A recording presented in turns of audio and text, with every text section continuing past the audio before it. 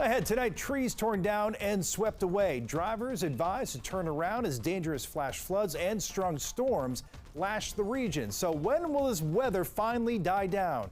Chief Meteorologist Janessa Webb with your weekend forecast. Plus, do you consider yourself a good driver? Well, your answer doesn't mean much to DC's government.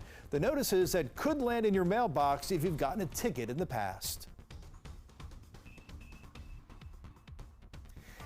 Yeah, breaking news at 10 o'clock. A double shooting investigation underway right now in Southeast D.C. Hi, everybody. Thanks for joining us for D.C. News Now at 10. I'm Chris Flanagan. My co-anchor, Thasmin Mahfouz, has a night off. So we have a live look right now at that scene. This is in the 1200 block of I Street. We're told 2 men were shot. We're told they are conscious and breathing. Both rushed to the hospital. No word yet on any suspect. Of course, we'll pass along any new information here on DC News Now. Meanwhile, parts of Montgomery County slammed by severe flooding this evening. See the water here, it's pooling along Connecticut Avenue near Beach Drive. That's in the Kensington area earlier tonight. And someone there braving the flood, cycling through the water. Probably not such a great idea. All right, let's get the latest now with our chief meteorologist, Janessa Webb. And Janessa, that flood warning has since expired. Yeah, we no longer have the flood warning for Montgomery County, thank goodness. Really, we had over 3 inches of rain fall in about an hour span of time. And so that allowed for that emergency warning to go into place around 6 o'clock this evening. And so the drainage system really got on overload with those pockets of heavy to torrential rain. Now, our concern here right now is we do have a line of storms that are coming in and should reach that same location here in the next 30 to 45 minutes. And so it's a moderate rain, but I want to prepare you because you just got over that warning. Central Montgomery County, that includes Bethesda, Rockville, Germantown, areas of Fairfax County as well. So it's one more band. It's outside of Culpeper at this point, and it's going to travel to the north and east. It's producing a good moderate rainfall, nothing on the severe side, but something that we're watching. We're still under that excessive rainfall outlook until midnight tonight. That'll expire, and we do not have excessive rainfall from Weather Prediction Center expected to go into place tomorrow or for your Sunday. Here's your current temperatures. It's very warm, mild, muggy out there, 73 degrees, but we really want to take note at these dew points and the humidity. That's allowing for really the pockets of torrential rain to kind of explode across our area. That will be in place as well going into the start of your weekend, and that's going to allow for some storms to fire up throughout your Saturday afternoon. Let's time out those storms coming up. Chris? All right, Janessa, all new at 10 o'clock tonight. A tree crashes into a home in northwest D.C. today. Still unclear if the tree fell because of the weather. We do know the home is on Primrose Road. It was empty at the time, apparently under renovation. And an arrest tonight in an attempted kidnapping of a 4-year-old girl in Fairfax County. Police say 24-year-old Hiram Rodriguez entered her home late at night on Little River Turnpike in Annandale. Police said the mother woke up to sounds of her daughter crying. Now, fingerprints in the home led police to arrest Rodriguez. He's now being held without bond. And new details tonight, Noah Settlers, a D.C. rapper known as No Savage, who opened fire inside Tysons Corner Mall last summer, has been sentenced to 3 years in prison. That's Virginia's mandatory minimum sentence for unlawful use of a firearm. 23-year-old had faced up to 33 years behind bars after entering an Alford plea back in February. A shooting took place on Father's Day last year. No one was hit by bullets, but 3 people were hurt when the mall was evacuated. Now, in addition to his sentence, Settles was also ordered 10 years of supervised probation. He's also banned from Tysons Mall permanently. New details tonight regarding relief for renters in Prince George's County. They got a temporary break on rent hikes that's set to expire. Now the county is looking to stabilize rents for good. Our Yamari Sase covers Prince George's County and spoke to advocates who say residents just cannot afford to see these rolled back.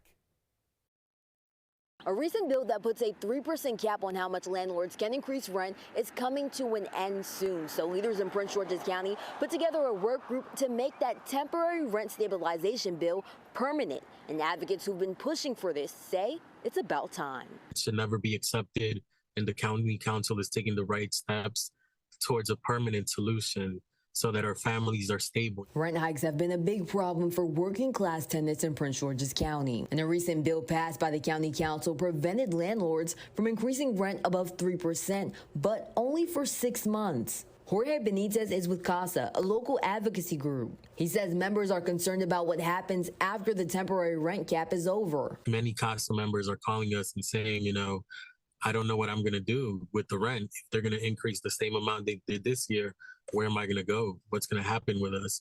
County leaders are looking towards a permanent relief for tenants with the Rent Stabilization Work Group. They'll provide recommendations for a permanent rent stabilization bill within the next year. So that means working with landlords and renters to find a common ground. Our tenants are urgently needing, not just rent caps, but also legislation that protects their housing and stability. Our communities are definitely ready to see legislative change. Now, the work group will begin their work in July, and in the meantime, they're hosting several sessions on rent stabilization policies and impact for the community. And you can find that on our website, dcnewsnow.com. For now, reporting in Largo, Maryland, I'm Yamari Sase, DC News Now. Well, starting Monday, your Metro commute could get a little faster. WMATA is ramping up service on the blue, orange, and silver lines. So during peak hours, orange line trains will run every 10 minutes instead of 12. Blue and silver line trains will run every 12 minutes instead of 15. But that's not all. Simpler fares are also coming Monday, so no more peak fares. Instead, Metro Rail rides will have one distance-based fare on weekdays before 9:30 p.m. $2 flat fare will stay in place after 9:30 p.m. and on weekends. All right, and starting Sunday, Metro bus riders will see improvements on 68 routes. For more on those changes, head to our website, dcnewsnow.com. All new tonight, 2 Northern Virginia communities are working to tackle a problem they wish didn't exist. For a while, it didn't. But after some COVID-era policies expired, students and their families are back racking up lunch debt. Now, some progress has been made, but advocates say more needs to be done. Our Max Marcilla covers Northern Virginia for us, joins us live from Prince William County. And Max, you spoke with 2 people dedicated to helping families struggling with school lunch debt, and they say it's really a growing problem. Yeah, well, here in Prince William County, the second largest county in Virginia, the person you're about to hear from says there's about $400,000 in school lunch debt. In Fairfax County, the largest county, that's nearing $1 million. With that problem comes the need for solutions. The 2 people you're about to hear from have found some and are working hard at it, but they do admit more could be done.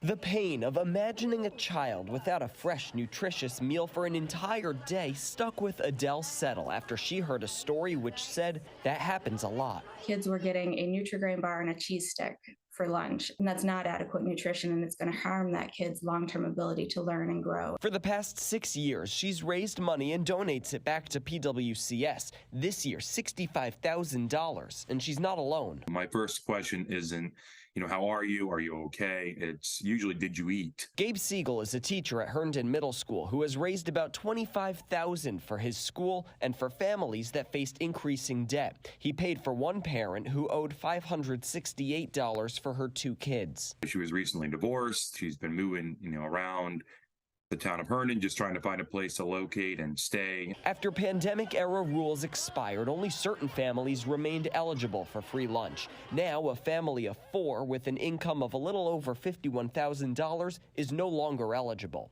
But now, school districts can no longer take parents to court over meals debt, nor can they give children alternate meals because of it. We're making progress here in Virginia. But with that progress comes a hunger for more change. For Settle, that means pushing for universal free lunches. No money exchanges hands, nobody has to worry about it, and everyone gets the same equal healthy meal.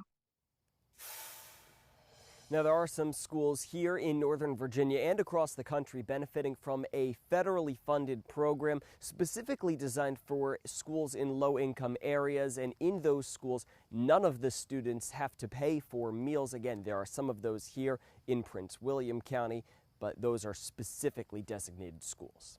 Reporting live in Prince William County, Max Marcilla, DC News Now.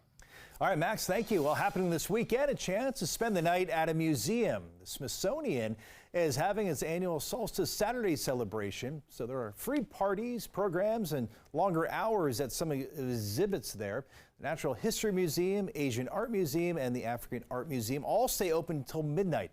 make sure you plan ahead. Some museums will make you pre-registered. Also happening this weekend, the 31st annual Giant National Capital Barbecue Battles back in the district. It is 2 days of a lot of barbecue, music, plenty of fun activities, even a chance to meet some of the faces here at DC News Now. So you'll find Janessa and me at booth E15 tomorrow. A lot of us will be there all weekend long. So if you're in the area, stop by, say hello. We'd love to meet you. That event is Saturday from 11 till 9 p.m. and again Sunday morning from 11 to 7. So yeah, it'd be great to meet everybody. And we are going to bring our barbecue on tomorrow. We are going to eat well. Yeah, we eat are going well. to eat. I can't wait. Don't mind me with the barbecue sauce. No, it should be a lot of fun. Can't wait. All right.